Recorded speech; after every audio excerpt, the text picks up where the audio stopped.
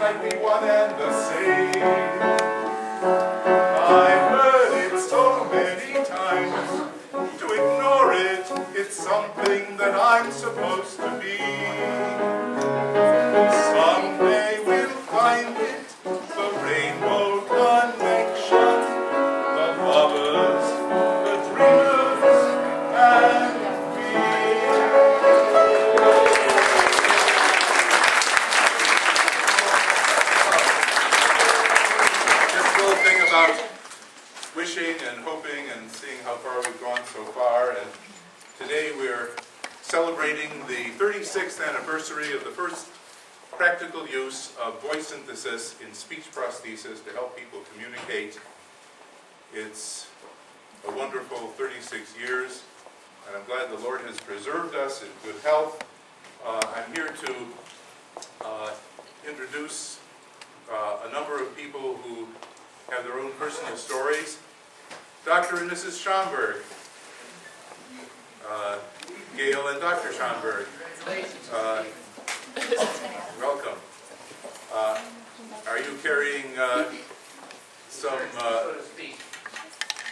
that's not a body in that cooler, is it? It might be something that becomes part of other bodies. Okay, so that's, thank you very much already.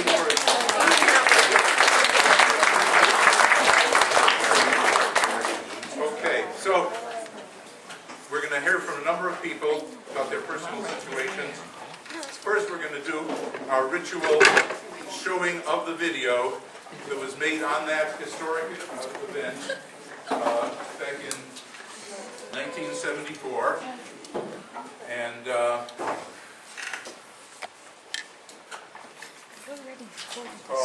it's on YouTube. Donald Sherman orders a pizza using a talking computer.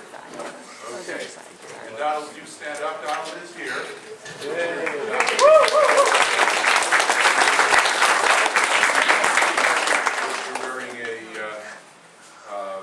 Conestoga wagon tie.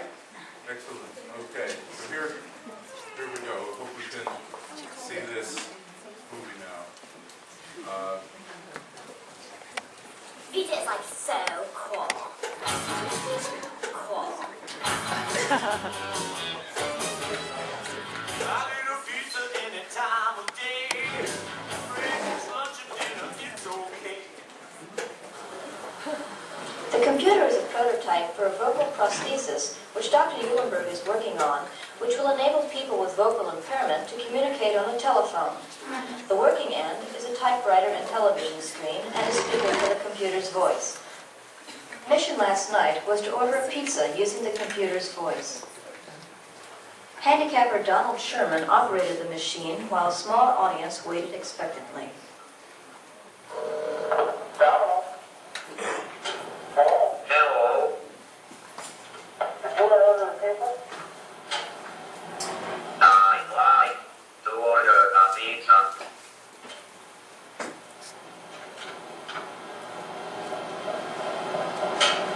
A large pizza, please. Pepperoni and mushrooms.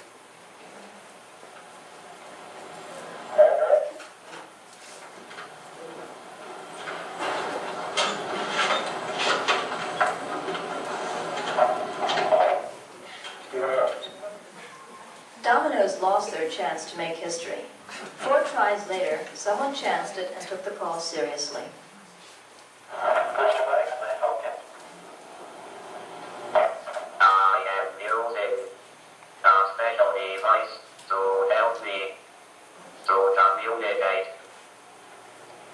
Oh, okay. Sorry, we didn't understand what was going on. Please be patient while I prepare my responses. Okay. We didn't understand what was going on here. It's just... I tried to order a pizza.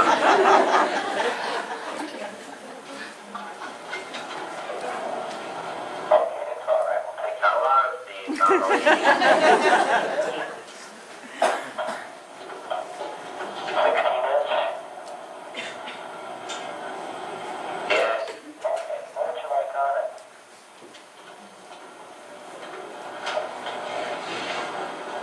pepperoni and mushrooms. Okay, pepperoni and mushrooms. Anything else? And some ham Yeah, okay. and sausage too.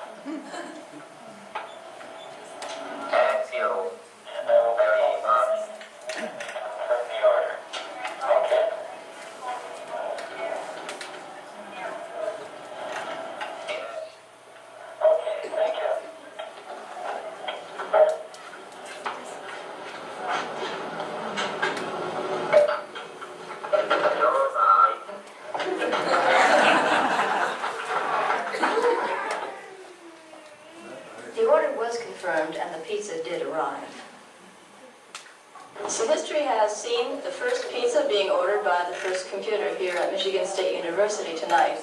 And it may not be very long before we'll all be able to use computers to communicate. This is Max partial reporting for Channel 14 News with the CDC 6500 called Alexander. Say goodbye, Alexander.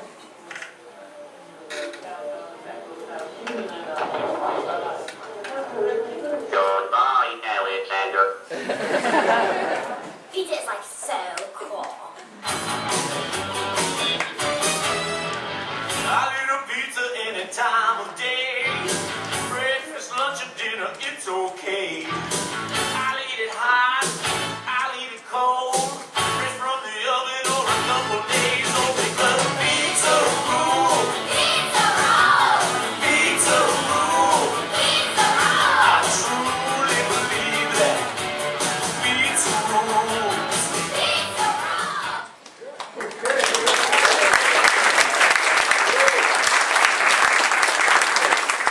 Keep the lights dimmed for a moment because we're going to go on now to the second great historic event, which was when the British Broadcasting Corporation and NOVA scientific documentary series in the United States decided to do a one-hour documentary on the technology for augmentative communication. They decided that the best place in the universe to go would be Michigan State University Artificial Language Lab, of course, and they were going through our records and they found that videotape that you just saw, and they said, let's do that again. Of course, this time it was Michael Williams, a man with cerebral palsy, who they flew out from California, and we gathered this time at my home on Daisy Lane here in East Lansing, and we ordered, or Michael ordered a pizza using very much similar a program to what Don Sherman had used in 1974. And this time, Domino's did take the call seriously, and we're so grateful to them for honoring us with miles and miles of pizza tonight. So let's see that event. I like to watch this because I get to see my son Alex and daughter Rachel. Rachel was in utero at the time of the ordering of the pizza. You know, they said a crowd waited expectantly. That was true in Marcia's case. Okay, so here we go. This is a little clip from Finding a Voice, which, as you can see, is also on YouTube on the Bocaman channel. And this is Yvonne Danjuma talking with Michael Williams in our laboratory. Well, tell me more about it.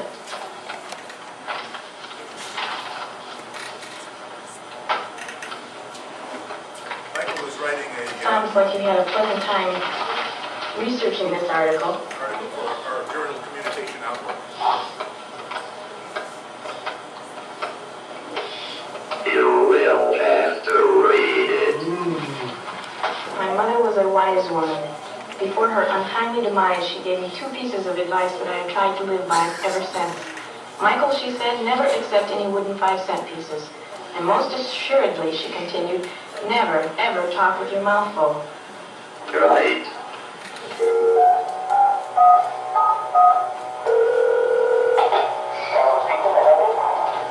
I am using a special device to help me to communicate. Please be patient while I prepare my responses.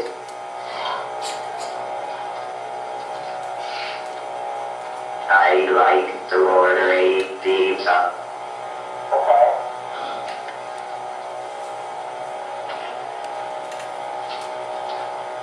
A large pizza.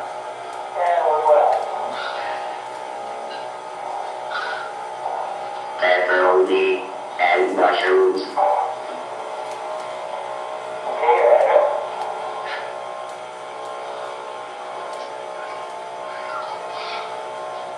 And some ham and sausage too.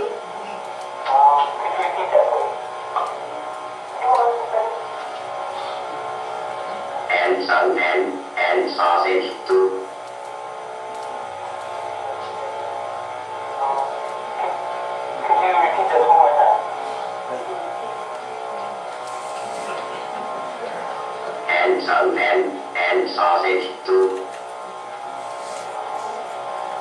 I'm sorry, I couldn't catch the address.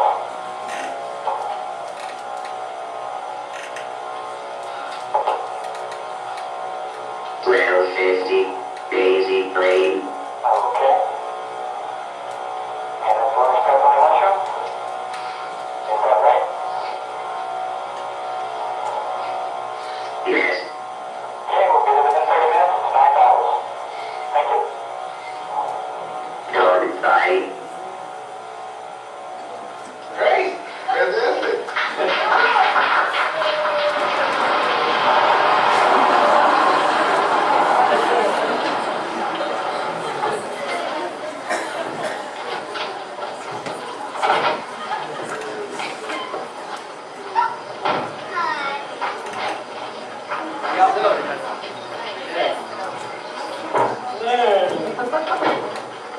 What? Thank you. John? Yeah, Good. It's, Keep the change. yeah, that's $9. I know. Keep the change. Thanks very much. And I'll keep the Pepsis. I collect these things. Thanks a lot, thanks for your visit. Okay. Bye-bye. Thank you. Well, it's a good show. Good, if you want to see it in its fullness, you can check into my Boca Man channel. Okay, well, it's time now to hear from the two people that were my collaborators on that first night.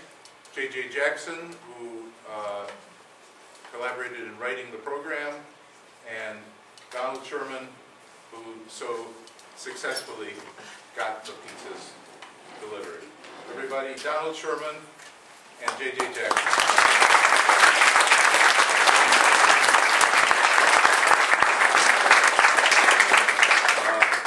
I think what we'll do now is I'm going to ask Don to say a few words. JJ and I will sit down, and then I'm going to ask JJ to say a few words too, if that's okay. So, Don?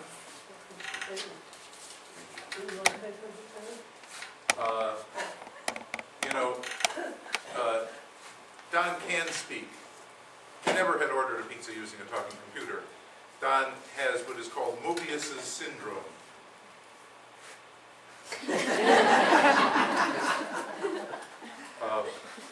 By the way, Moebius wants it back afterwards. Okay. Yeah? Thank you for reminding me. Okay. If you don't mind, I'd like to make a few comments about that. I hope you all understand me. If at any time you don't understand me, please don't hesitate to let me know. As I was saying, I was spending time for reminding me that Moebius wants the syndrome back. I'll gladly give him his name back, but I like the physical characteristics that I have. I think they fit me very well. But, Dr. Moebius did a fine job of listing the characteristics back in 1888. And that was great. I didn't complain about this. He only named the characteristics. I, on the other hand, have popularized them. You popularized it. Therefore, I think that I'm seriously considering mounting a campaign for a name change. How does this sound? The Sherman Experience. What is the Sherman experience? Well, for no money at all, they get my physical characteristics, and for no additional charge, they have two free gifts. The first is Vest for Life, and the second is further desire to strive to reach the unreachable picture. The unreachable pizza.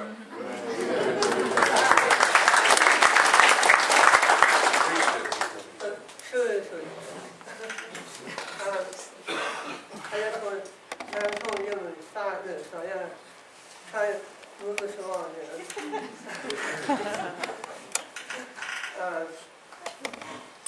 ？in all honesty, as John says, in English field, says all the moment, all the pizza. And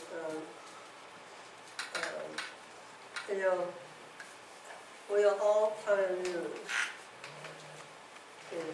of one sort or another. We all been on a ride, not to or different from the ride that pioneers took when they were traveling out westward into the western frontier. And I love this time particularly because at this time, I don't know how many can see it, but there was a Prince of wagon, which was just American history class, that was the transportation of choice when the pioneers were traveling out west. Well, fortunately, we no longer have to travel by Prince of wagon, but we all been on a journey, and I just want to say that for me, it's been a wonderful ride for the last 36 years. I've been able to witness many people who had it not been for the technology that we created here at MSU, they might never have had the ability to speak or the ability to have verbal communication. And it's been a real honor to be affiliated with John and the other members of this staff for the Artificial Language Laboratory. Thank you.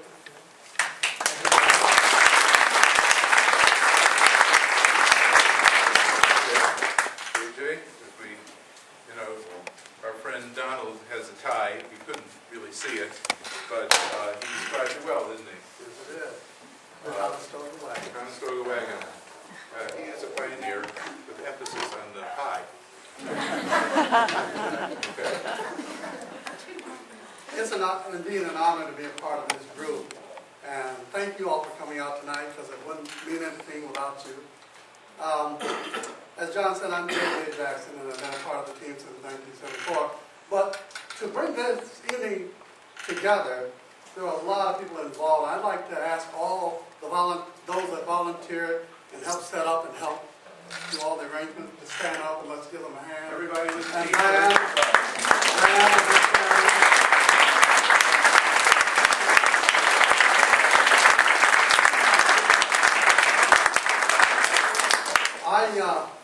I gave John a disc that I wanted to play. It's just a 2-minute long show.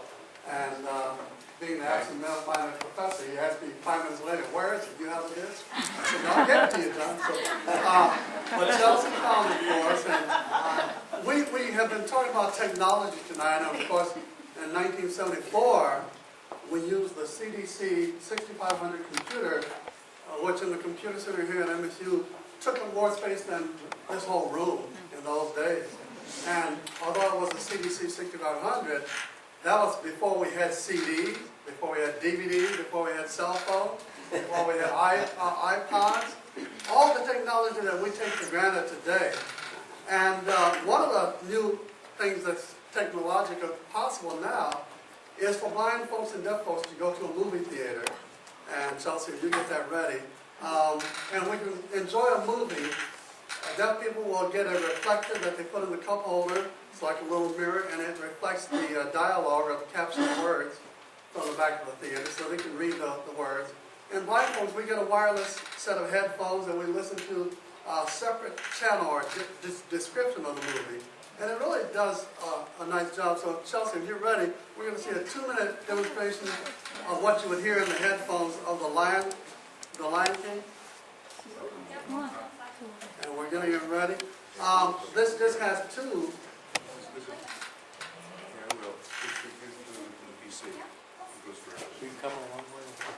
It will happen. Hundreds of animals gather at the bottom of Pride Rock, a tall, flat ledge that towers over the rest of the savannah. Zazu, a small blue bird with a large beak, flaps to the ledge. He bows to Mufasa, a powerful, dignified lion with a thick red mane.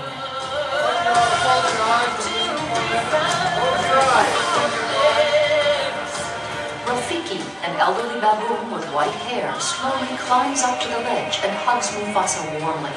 They walk back to a cave where Mufasa's wife, Sarabi, cuddles a tiny lion cub in her paws.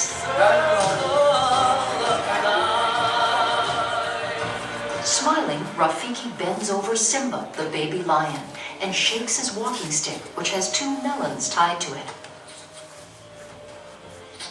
Simba swats his paws at the melons playfully. Rafiki breaks one open. The wise old baboon dips his thumb in its juice and draws a line on Simba's forehead. Then he takes a handful of sand and sprinkles it over him. Simba's parents, Mufasa and Sarabi, smile and lean their heads together. Rafiki, who is much smaller than the adult lions, takes Simba up in his arms. Carrying him like a baby, he walks slowly to the end of the ledge, then holds Simba high in the air for all the animals to see.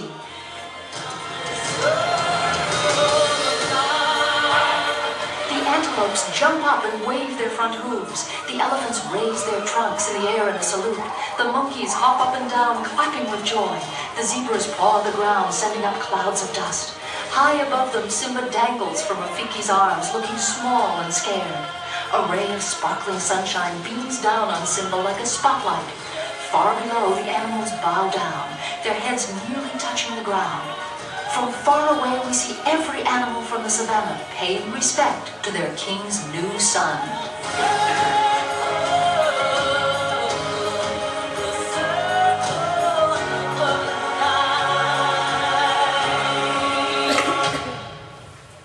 Walt Disney Pictures presents The Lion King.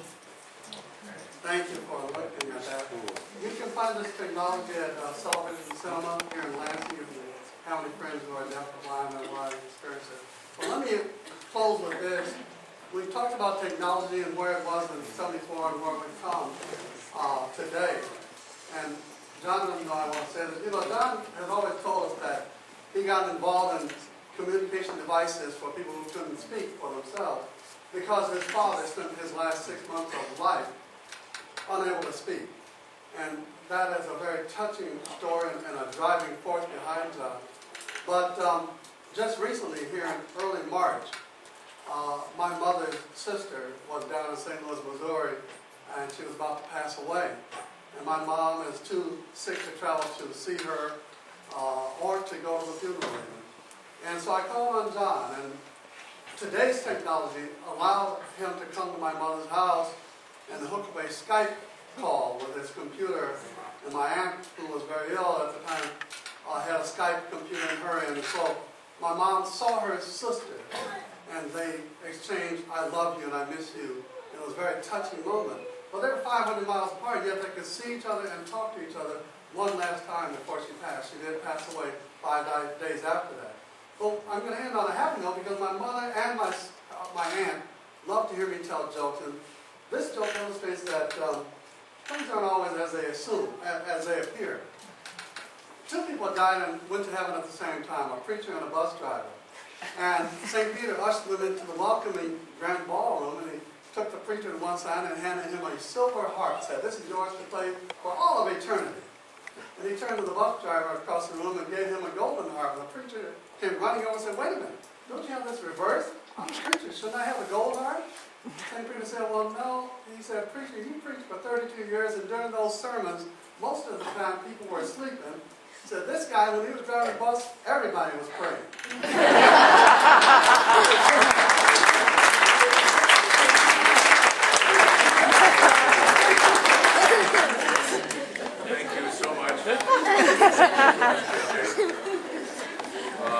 one of the mainstays of the Artificial Language Laboratory since 1978 has been Steve Glosser, a true genius, able to do the impossible. And Steve? I'm right here. Okay. Let's hear from Steve.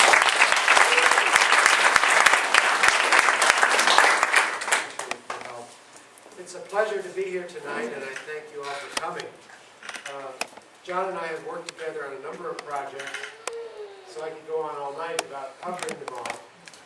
But I just wanted to relate one recent project. There's a group of people that build beep baseballs for people that are blind. And John was able to help with that project. The National Beep Baseball Association, NBBA, came to MSU and said, we have a problem. Our balls are not holding up to beep.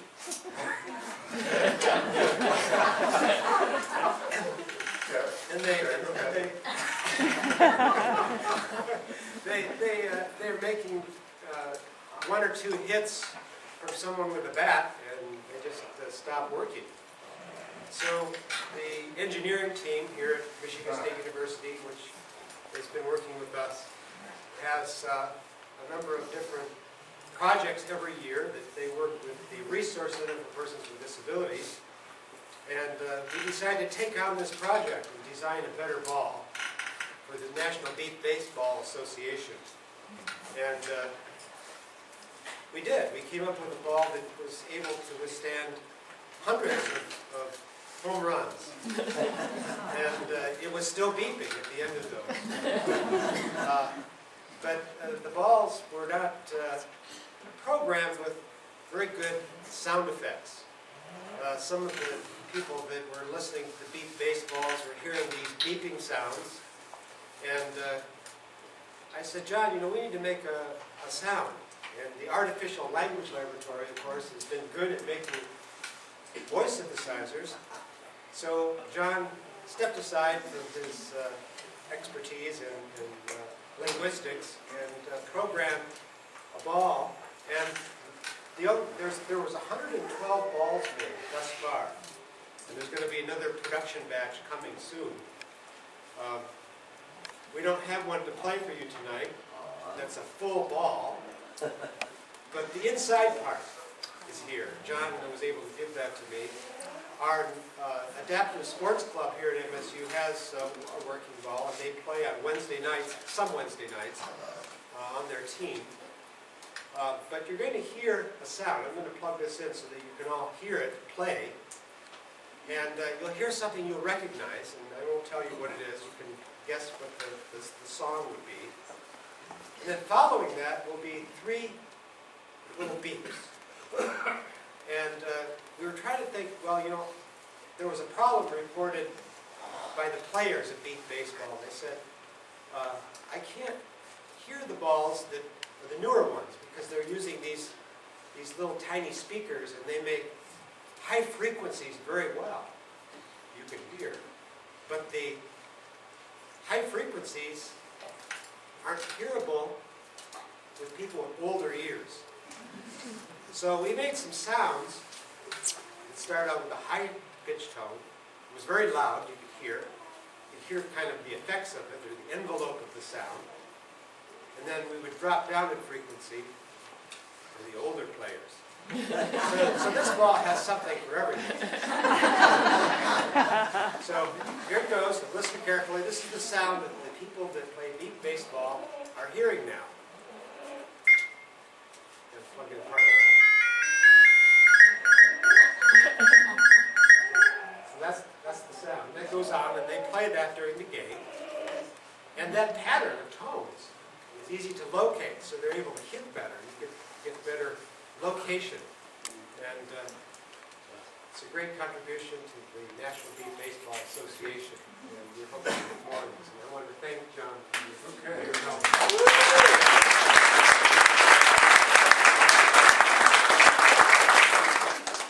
Well, so what was the sound? Yes.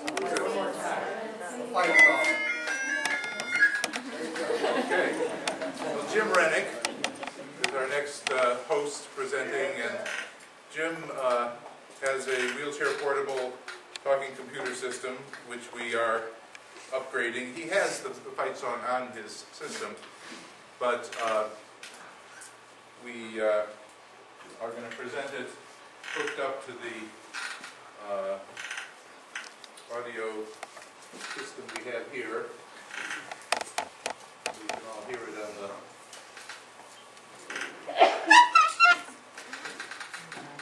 Okay. So, this is Jim's contribution.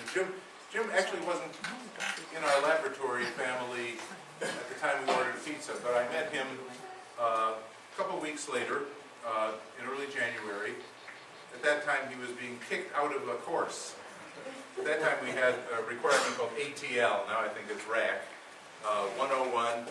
Communication was the name of the course. And Jim, who has cerebral palsy and has a word board, when you see Jim coming by and you want to have a chat with him, you just pull out his word board. And as my students know, that's a wonderful experience to have, talking with Jim, who actually outpuns me all the time. And so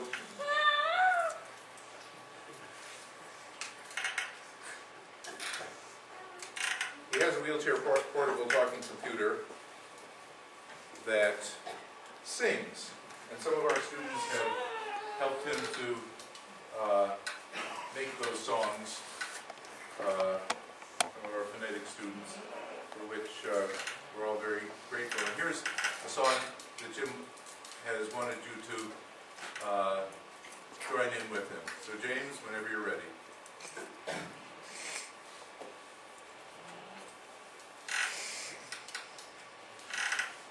Or whenever I'm ready.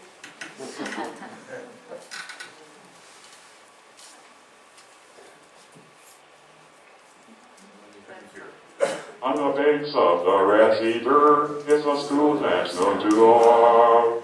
Its specialty is living, and the Spartans play good ball. Spartan teams are never beaten. All through the games they fight for the ugly colors, green and white. Go right through for MSU, watch the points keep rolling. Spartan teams are come to win, they're fighting with the big rock, rock, rock. See their team is weakening. We're going to win this game. Fight, fight, rock team, fight! Victory for MSU.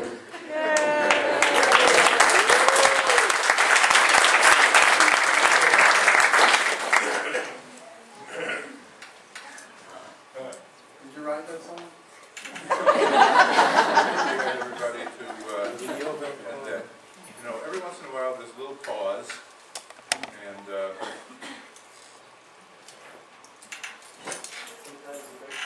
yeah, but you ended it beautifully. There is a young man who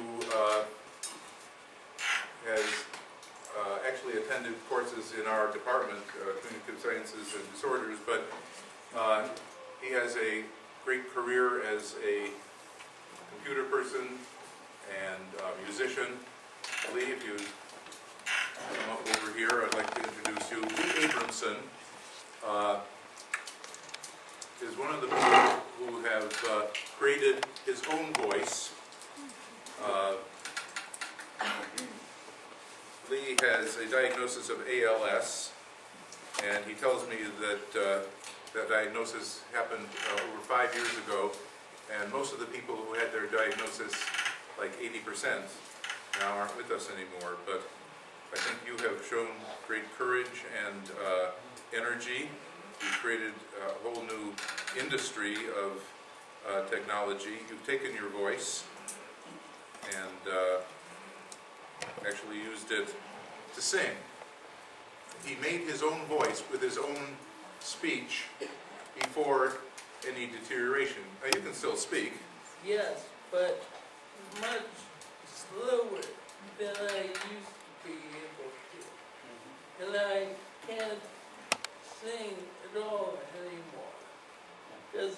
don't have nearly the lung capacity that I had but 4 years ago. But I figured out a way to use my model talker voice, which I call my bionic mouth, to figure out a way to actually sing with that voice. And it's definitely a psychedelic experience. Hear me talking into a computer and then having the computer talk back to me 2 years later. Now, I think it's okay for us to tell people about your present political aspirations. Yes. Okay, and I'm going to ask Gail Schomburg if she would write the name of your website in large letters on the board. You have to start way over on the left. He's got a long name. LeeAbramson.com. LeeAbramson.com. All is one word. LeeAbramson.com. So, shall I say it or shall you? You're running for president. Yeah. Okay. Right there. Well, why are you running for president? Well, I think that we have too much spending on defense spending. I think we could make major cuts in Pentagon spending and have them redirected towards domestic policies, like specifically aerospace.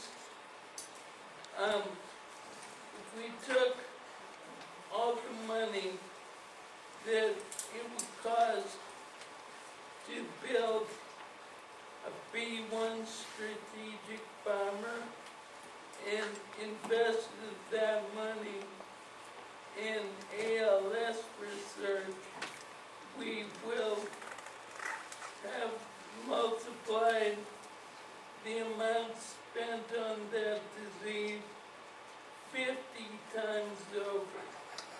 That's one of the reasons I'm running for president. Now, if people want to find out other reasons, they can go to your website, can't they? Yes. And do you have a bribe for their votes? Do they get something for going there? Well, if you go to the site, LeeAbramson.com. there is a sign-up form where you enter your first name, last name, salutation, and whether you're under 21 or over, because I like sending out cocktail recipes.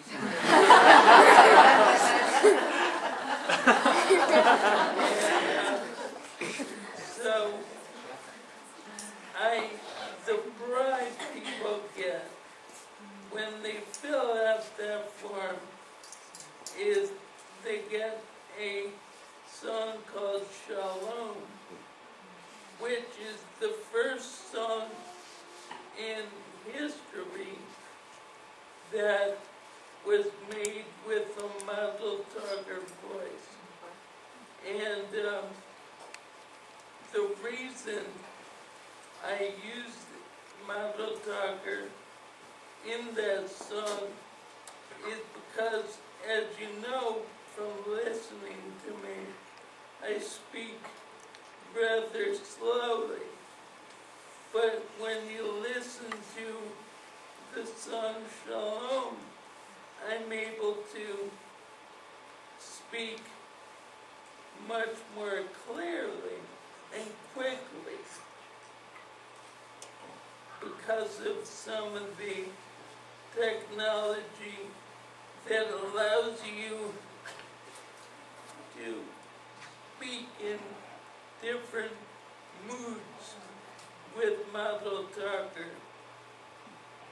So it's definitely worth your effort to either Google my name or just go to leeabramson.com, fill out the form, get an email in your inbox with the song attached, and it asks you to let me know what you think about that song.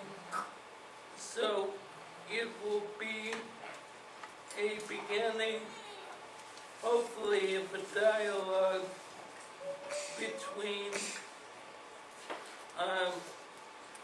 new fans and your presidential candidate. Okay.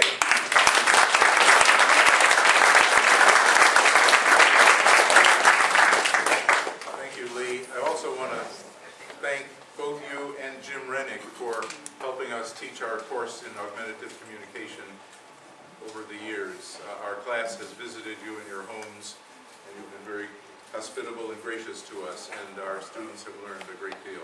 Our students you're in the room, you can stand up and give an extra show of appreciation to Jim and to Lee.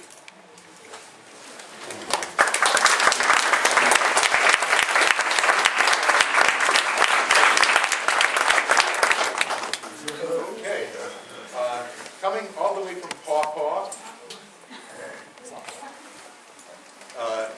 is a new friend whom I met really because of this party last year. And this party is always what we say here at Michigan State, an exercise in health communication, because there's pizza and thanks to the Schaumburg's ice cream, there's also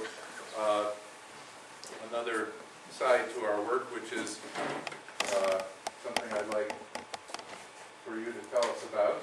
Annette is wearing her shirt, which can only be read by people who took my phonetics course. See what it says? Come over here so we can see it.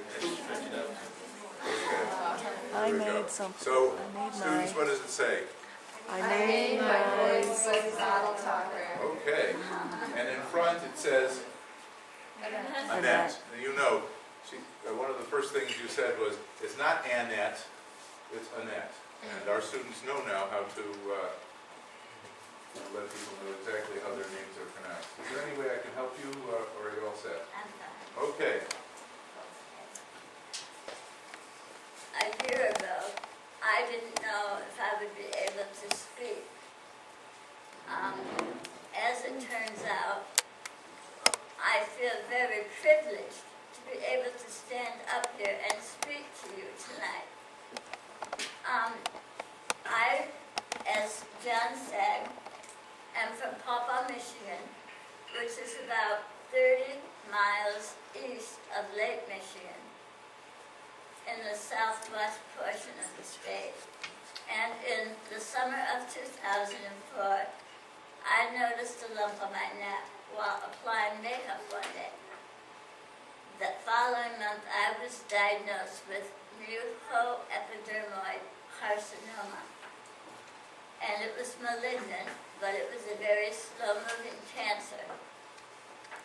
So I underwent a partial glossectomy at the U of M at that time, which removed a third of my tongue. And as a result of that, I was left with scars and my ever-present water bottle, but I could still talk and speak fairly easily. And it was unnoticeable to most people that I had had that cancer. But then, at about the 5-year mark of my cancer-free anniversary, I noticed another lump. And as disappointed as I was that I would not be considered cancer-free, I went back to UM, and they discussed what my treatments would be, because it was indeed the same type of cancer I had had before. Neuroepidermoid cancer is different from the most common squamous cell carcinoma that you hear about, in that the cell composition will respond better to radiation, whereas squamous cell carcinomas, which are usually associated more with heavily drinkers or smoking, responds better to chemo. I went through 6 weeks of daily treatment of radiation back in 2005. So when I went back to see my oncologist last year, they could not recommend any more radiation treatment. It had done all it could do for me. So therefore, all they could suggest was surgery. And so I listened to what my oncologist at U of M told me, and he was very thorough in his recommendation and recommended that I have my voice box and my larynx and my tongue completely removed. As devastating as that was, it put my family in a lot of turmoil. And so we looked for a second opinion to see if my quality of life would be improved at all by someone else's suggestion for treatment.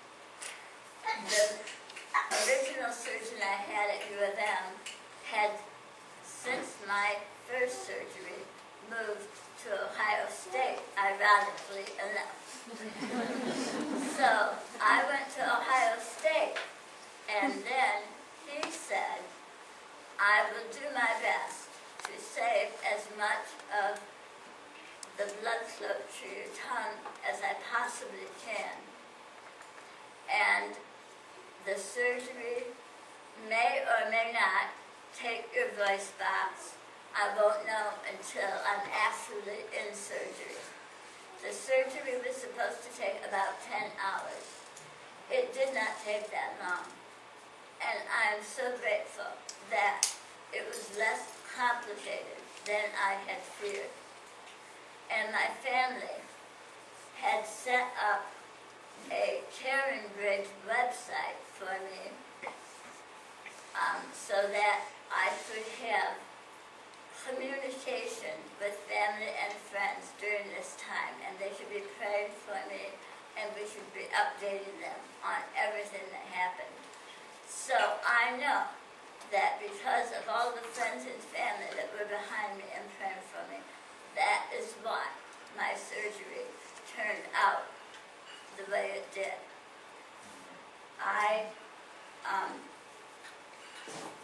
A year ago at this time, you had this party. This is the second part of my story. My sister Paulette lives in Lansing. She happened to see the article in the Lansing City Post that was published a year ago. And she came and talked to Professor Eulenberg at that time, told him my situation, and wanted to know if there was any possibility that she could email me and we could discuss, because he had a program at the time, the model talker, that he was developing. And this was just prior to my surgery. I had my surgery May 4th, and last year in March was when my sister came and talked to him. So as a result of that, he was able to record and bank my voice before my voice deteriorated. And so now I have a model talker of my own speaking voice that not only did it give me that communication when I was going through the recovery process, but it also gave me the reassurance and the confidence and the peace of mind that my grandchildren and my children would be able to hear me speaking in my natural, normal voice, which I do not have today. And I, too, no longer can sing the way I used to. I would love to be able to develop a singing model talker program as well, because I love to harmonize. But that will be something to look forward to in the future. I just want to make sure I haven't left anything out. I know that I was ecstatic at the thought of being able to save my very own personalized voice, because I had seen Roger Ebert on television and on the internet, but I never thought that was attainable for me until I met with John. And that made all of the difference in the world. We had several recording sessions, and just days prior to my surgery, I was able to get 16 and 83 utterances recorded, as well as personalized word recordings. Over 1,700 words. So that became my lifeline to communicate with people and connect with them. So I have the reassurance that my voice will never be silent, even though it may be different now. I will still be able to communicate. And I'm going to end with the quote that I read this week on just how much a person's priorities will change once they have lost some of their physical abilities. There's a difference between the two temporal blessings, health and money. Money is the most envied, but then the least enjoyed. Health is the most enjoyed, but the least envied. And this superiority of the latter is still more obvious when we reflect on it.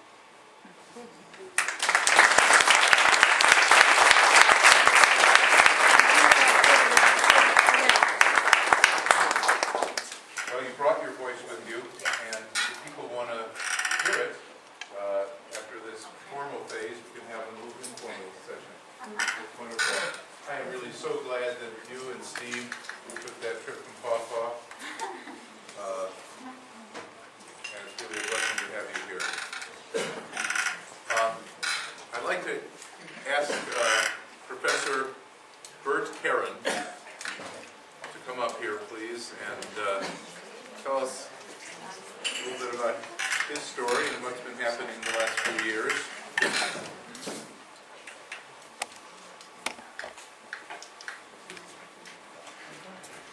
This is Cindy Call. She's here with her daughter, Amy. Well, it's a real pleasure to be here, and what I have to tell you is not nearly as wonderful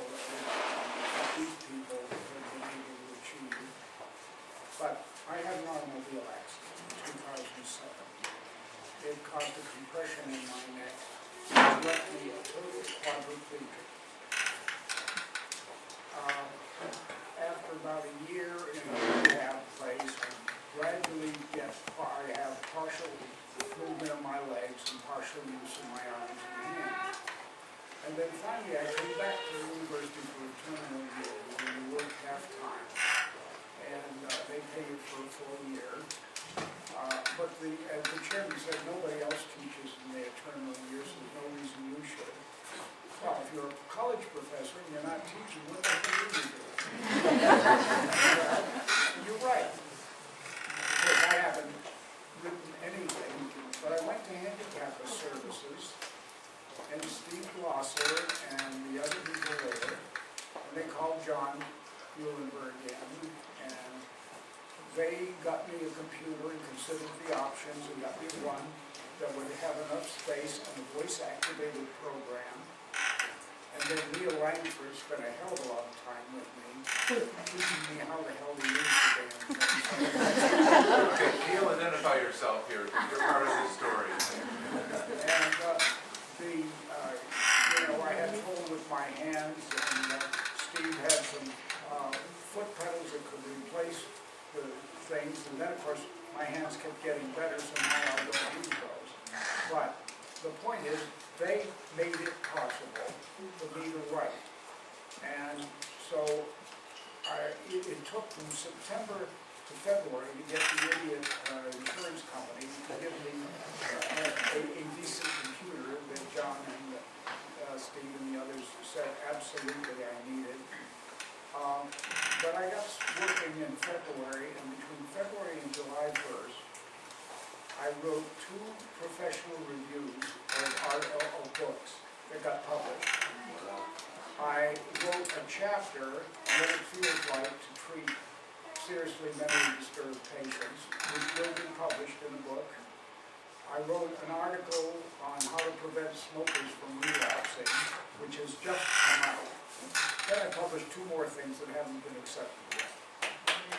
All of them, because then my real professional life is restored. And all I can say is I'm damn lucky to have known these people.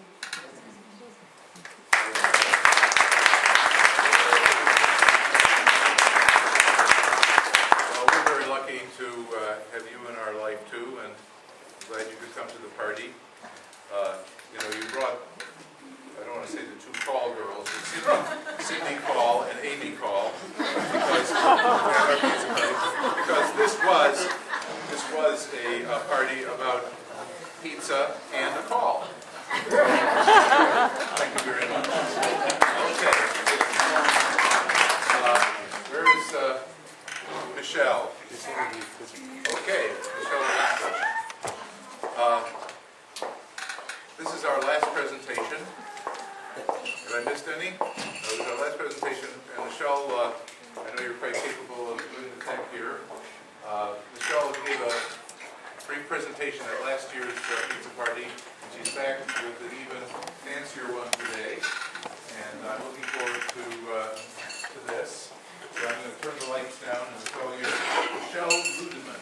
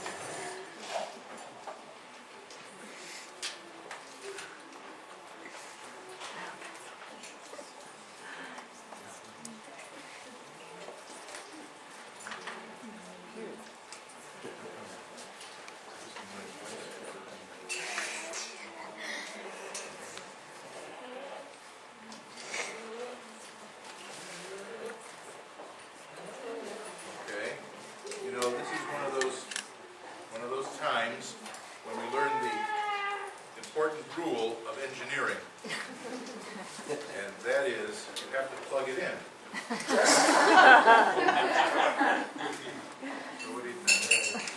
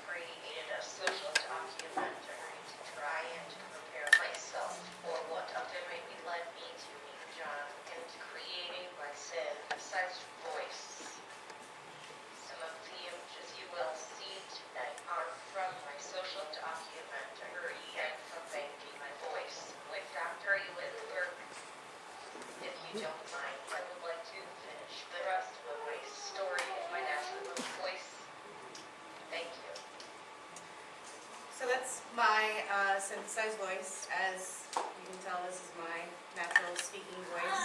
I was diagnosed with what's called a schwannoma. It's a mass that actually grows underneath the nerve sheath, and it was growing out of a spinal nerve on my spinal column, and had encompassed part of my sympathetic nerve chain and other nerves. And due to its size, they weren't sure when they removed it, which was my only option.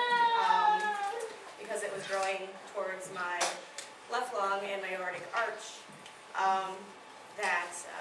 they weren't sure if I was going to lose my voice. It was one of many possibilities of the outcome of my surgery, because as my surgeon referred to it, it was growing in God's business section of the body. So, fortunately, my mother and Dr. Eulenberg have known each other for quite some time, and I didn't actually know quite what the outcome of my surgery was going to be until about a week before my mother contacted you. It took a really long time for someone to actually want to treat me and to find a surgeon who would work with me. I ended up at U of M with a really great thoracic surgeon, Dr. Mickey Drop, And he explained that basically if we left the mass, it would continue to grow, but they had to present my case before tumor board and then make a decision based on all the oncology physicians, what's the best way to treat me. He came back, and after I had more barium than I care to ever consume, over a period of like 3 days, and that stuff is heavy. And let me tell you, you drink it, you really hope your test gets done quickly, and then you visit the facilities. So driving down to Ann Arbor several times a week, and sometimes multiple times on the weekend, can be very challenging. It can cause a lot of turmoil with your family, and it's difficult because people react differently to these types of situations. For me, I'm artistic and I'm creative, and I sing and I do theater, and I love to laugh. And so when I got to meet Dr. Eulenberg and we talked about the model talker, it was great. It was a great thing that my mother was able to get me involved in this, so that when I was the loquacious child that I always have been, I could have a copy of my natural voice, or a poorly calibrated version of it, because I'm not very good at that part of the model talker process. I tried like so many settings, but I'll never save it. And anyways, you can ask Josh. I was playing hello, good evening, all like for several days. Like I never get it exactly right. So ultimately, we did record my voice. I started on August 4th. We recorded my entry submission, the first, it's like 14 lines, and then they assessed if you're eligible for the program, and they fast-tracked me through the University of Delaware, which is actually where Model Talker originated, and John was working on a grant with the National Health Institute, so that they could actually do the Model Talker program here at Michigan State through the Artificial Language Lab. So, because of his great connections and relationships out there, they were able to fast-track my process. So I recorded again on the 5th with you and kept you out pretty late. Thanks again, Marcia. I don't know who you are. And then the 6th is actually my birthday. And so we did come in, and Chelsea and Sharon and John and myself were all in there recording the 1,400 and however many phrases that are in the catalog you have to record before you even make your personalized catalog. So we did a lot of calibration, we recorded a lot of sentences, and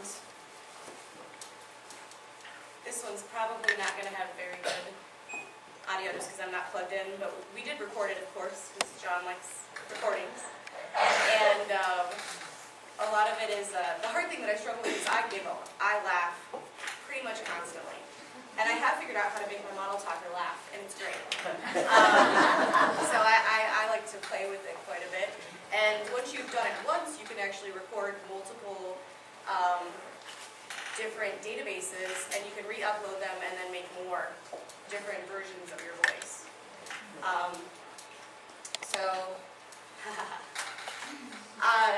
Since my mother told John that I like to sing, which I do quite a bit, he convinced me on my birthday to sing Happy Birthday to myself, which I did. So I can play that if you want. Happy birthday to you. And that was one of the things that I was also concerned about losing, was the ability to sing, because I love to sing.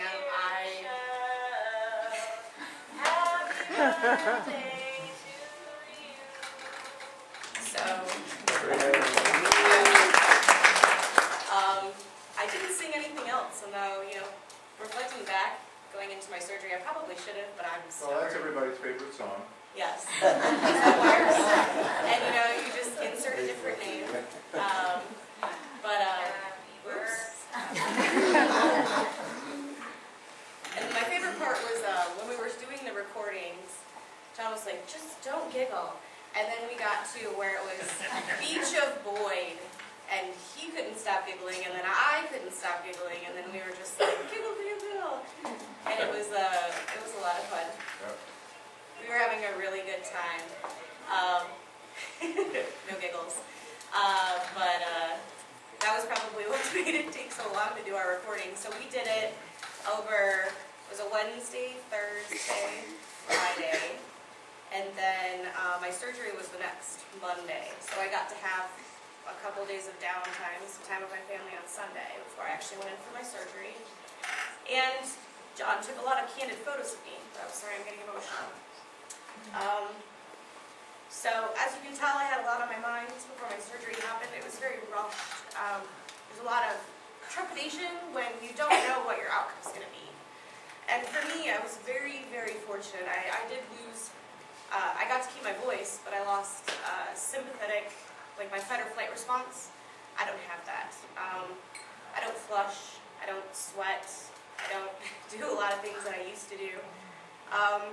And it's since changed the way that I breathe, and I don't have feeling in a lot of my chest where they actually had to remove my spinal nerves. But it didn't involve my nerve to speech, which was beneficial for me. And during the process, the part of kind of handling the emotion of feeling like you're invincible, and gosh, what was I, 27? Oh, it was my heptide, so I was turning 27. And so heptade, right? That was close. But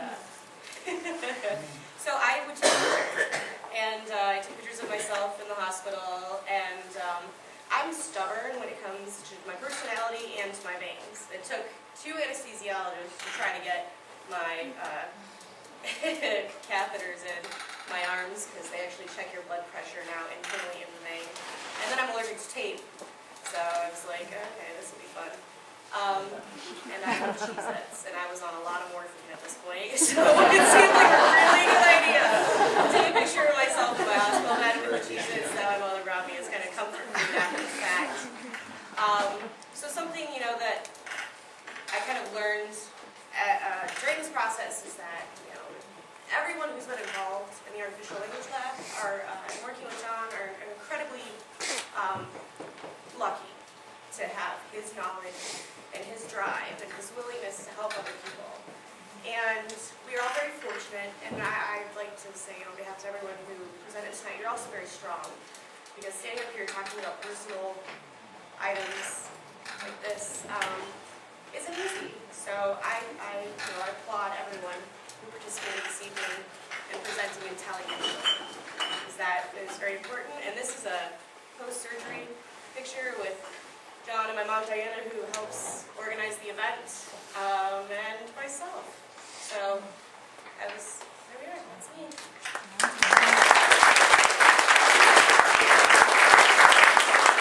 I did say, thank you very much, Michelle. I did say that yours would be the last of our sessions, and it will be.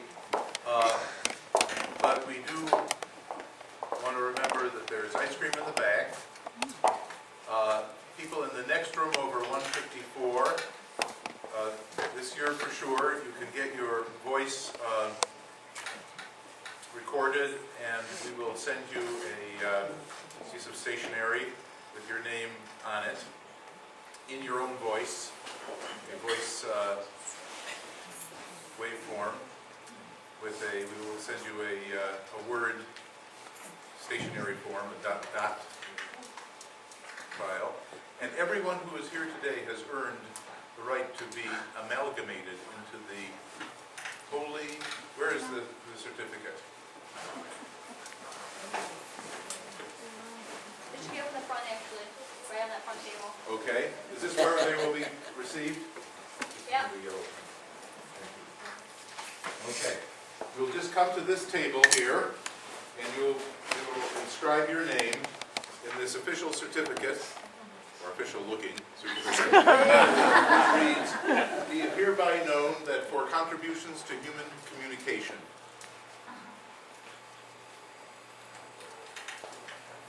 Lee Abramson, Joe Neff, Craig Emmons, you, has been amalgamated into the holy and hopeful Order of the Pizza. Attested this day, April 2nd, 2011, and signed by the 3 original pizza orderers, John Bryson Eulenberg, J.J. Jackson, and Donald L. Sherman. Thank you so much for being here tonight. We have another hour of networking and friendship and pizza and dessert. And just make sure we have your name and address and email for sending you your voice if you register for that. Just one more thing before we go to that last denouement, and that is we want to thank, in the corner, Diana.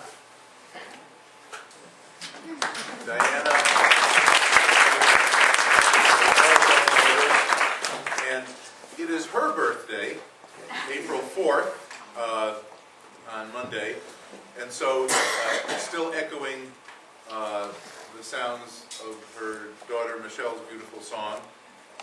This time we get to put the words, happy birthday, Diana, in it, okay? Here we go. Actually, we have a professional pianist here.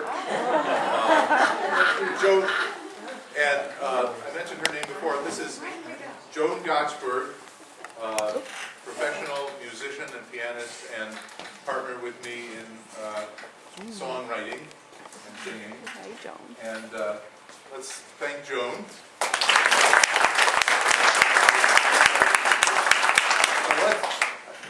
I just assumed that you know how to play anything I ask you.